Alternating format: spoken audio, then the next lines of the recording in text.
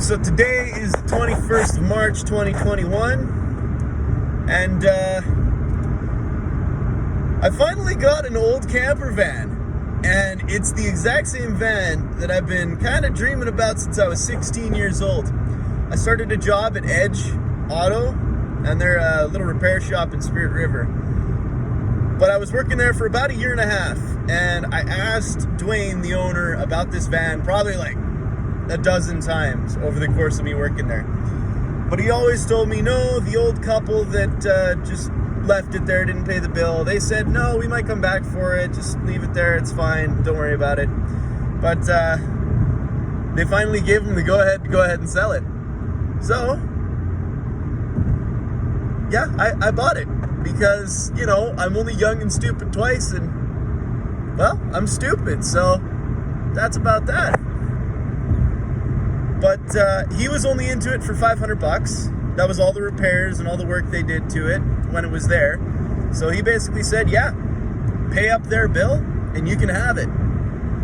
So this will be the second vehicle I've bought from Dwayne for $500. The other one is this 97 Toyota Corolla I'm driving, which all that needed was a clutch. So we'll see. Hopefully this van fires right up when I pour some fuel down its carb, and away we go. Of course, I could start a fire in the cab, so there's that. But I'm looking forward to this a lot. Again, I've been dreaming about this since I was about 16. It was the summer I turned 17 that I got that job. And man, this is a dream come true, kind of. I'll get a couple more videos of the process of us restoring it. I haven't given the money yet because he hasn't pulled it out of the hole that it's been sitting in for 3 years. So I think by sometime next week he's going to pull it out of the hole, and we're going to pull it to our shop and give it a one-over, clean all the crap that's in it, because kind of looks like a homeless dude lived in it for a year or so. There's just stuff everywhere. It smells nice, no mice, which shocked the hell out of me, because I'd have thought there would be a ton of mice because it was sitting there for so long and kind of, you know, like just out back. So yeah, so far it's got a train horn on it, like an old school air horn. So you pull the rope and it goes bop, bop. So I'm pretty excited about that.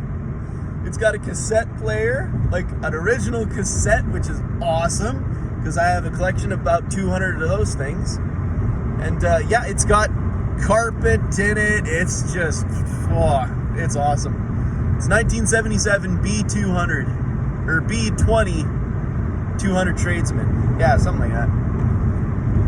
But it's got the pop top. It's like a really interesting shade of green.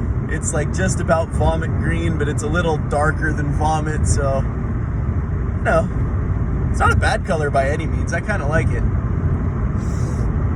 But yeah, I'm just driving to work this morning, and yeah, next week I think we'll get our hands on it. So I'm pretty excited. All right, so earlier today, I talked about me buying this 1977 Dodge van. As you can probably tell, I'm in the ugly green beast right now. So let's do a quick walk around before I actually clean it too much.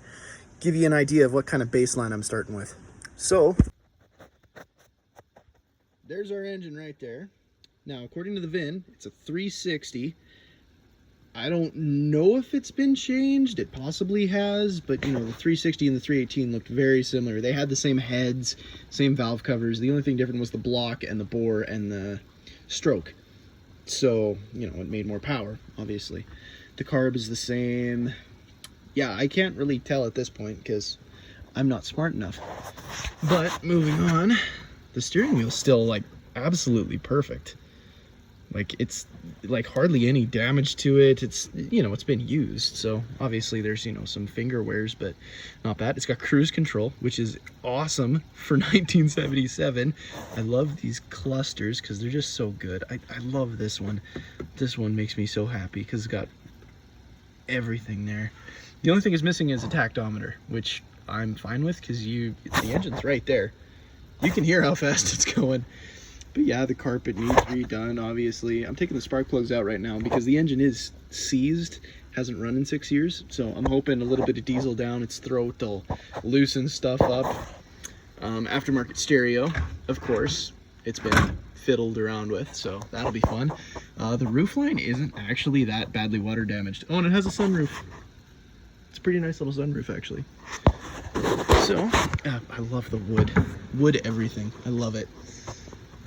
So, these windows, I don't know if it was factory that they had like a plastic film on the inside, but that's starting to bubble and it's irritating. I don't love it. I do like those rims and wheels though. I'm gonna put dog dishes on them, but keep them white because it looks beautiful. Oh, the shine on the paint, even though it's sat outside for like probably, the guy figures 6 years, but another guy at the same shop said, it was closer to 8, so I can't really tell how long it's been sitting. Love that sticker. I'm definitely keeping that in some form or another. It did have a spare tire. I took it off just to wash it, which is fine, you know. Needed a good wash anyway. All the doors, all the latches work perfectly. Nothing's really wrong with it. So someone has been in here and actually changed a whole bunch of how it was laid out. So none of this is really original. I mean, that is, because that has your heater in it. And the sides definitely look original. But yeah, it's got the nice little pop-up. That pops up about 1.5 feet, about. So I can't stand up straight because I'm a 6'3" tall monster, apparently. I've been told I'm a freak, but that's okay, because, you know, people like freaks, apparently. That's your nice little propane heater. I don't know where the propane hookup goes to. I just got the thing today, so I'll figure out a bunch of this stuff. Came with a bunch of tools, like, you know, some of that. I took already a bunch of the wrenches they had out. There's your dog house. I love this green. It feels so 70s, it's ridiculous. It's awesome. But yeah, and then there's a bunch of storage under here. That's all storage. Everything under there is storage. It came with 2 free jerry cans, so, you know, I'm already up $40. Well, okay, I'm still back 460 because I paid 500 for the thing, but, you know, we can't always get what we want. It came with this minty air horn. And speaking of air horns, actually, it has one mounted to the top of it. Yeah, it's got an old school train horn on it, and it actually works. The valve leaks, so you can only get like 1 or 2 burps out of it, and then you have to fill up the reservoir again. But that's no biggie, you know? Like, you get what you get. And it's $500, like, come on.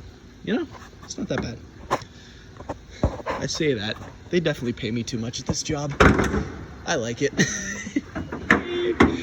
And that's the underhood. I definitely have to refurbish like all of this wiring. It just looks like a rat's nest. And then, yeah, I mean, it has no washer fluid. It was low on coolant. It was low on engine oil. It was low on, actually brake fluid was good. I checked the brake fluid. It's all right. I love this old school heater box. There's a fan in there and I'm sure it just screams when you have it full blow. But yeah. And it's got AC, like for 1977, it has AC. This is actually the only vehicle I own that has air conditioning, and it's the second oldest vehicle I have. So that's something. The grill is a little bit flappy. It needs a little bit of work. They mounted this actually pretty nice little hitch on there, but when we were pulling it, we bent it a little more than it already was. It was bent, but we may have made it a little bit worse. But yeah, this is, I love this van, and my grandpa wanted it for years and I've wanted it for years, so I'm just glad that it's finally going to its forever home, because I don't think I'm ever gonna let this thing go. I'm gonna use this, my kids are gonna use this, I am gonna be happy with it. But it's gonna take a lot of work and a lot of money, and you know, that's the way the world works, man. But you know what? The joy it'll bring me, worth it. So yeah, that's just a quick tour. I'll make another video when I get it, you know, running, because I looked underneath and the exhaust pipe is rotted right off right before the muffler. So this thing's gonna scream. Big old 360 Mopar. So yeah, make another video when it's, you know, a little bit nicer. All right, figured I'd do a quick update. I took both the seats out and the carpet in the front because it looked nasty. Actually, the passenger side wasn't too bad. The passenger side is salvageable, but the driver's side is disgusting. Yeah, I mean, that's just from, you know, your foot being, well, your foot being right here while you're driving the whole time. So yeah, I get it. I get it. I understand why that looks terrible. But aside from taking the seats out and the carpet, I haven't done a whole lot since I last did a video. Well, except for the engine stuff. I've got the valve covers off. I've got the exhaust manifolds off, which was actually, that's probably going to be the easiest exhaust manifold job I ever do in my life. Yeah, there isn't an easier one, I don't think. Well, maybe on a rat rod where they're right in the open. But as is, all I got to do now is take the intake off, drain the coolant, and take the heads off. And then we'll see why it's seized. I know why it's seized. There's a bunch of rust in there, but with any amount of luck, it'll run sometime in the next 3 or 4 weeks. And that's being pretty generous. But we'll see. That's all I got for now. Look at that. It even bleeds green. Okay. Time for another update because stuff's happened since, 2 hours ago. Stay hydrated. All right. So first things first, when I was taking the intake off, I had to take the fuel line off the carburetor, obviously. And, ooh, focus. It won't focus. This was a fuel line. And as you can maybe see, there's not really a hole there like there's supposed to be. This is supposed to be a pipe. But she looks kind of clogged, eh? So that's great. So I'm going to put all new fuel lines in, take the gas tank off, clean the tank out, just, got to do what you got to do, eh?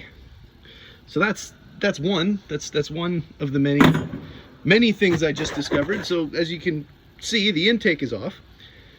Fuel goes in there and then to all the cylinders.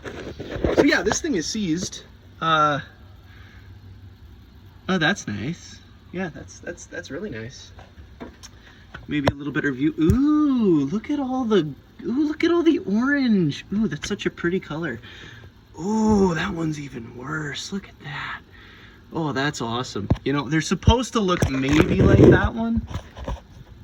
The one on the left, not the right. And like, they're all just coated, like, oh. So yeah, I can definitely understand why it's seized. I can see that now. I understand. You know what? I get it. I get it. It makes sense. That green there is from me, by the way. That was not there. That's because I took the coolant lines off and I didn't drain it well enough, apparently. Yeah, this is gonna be really great.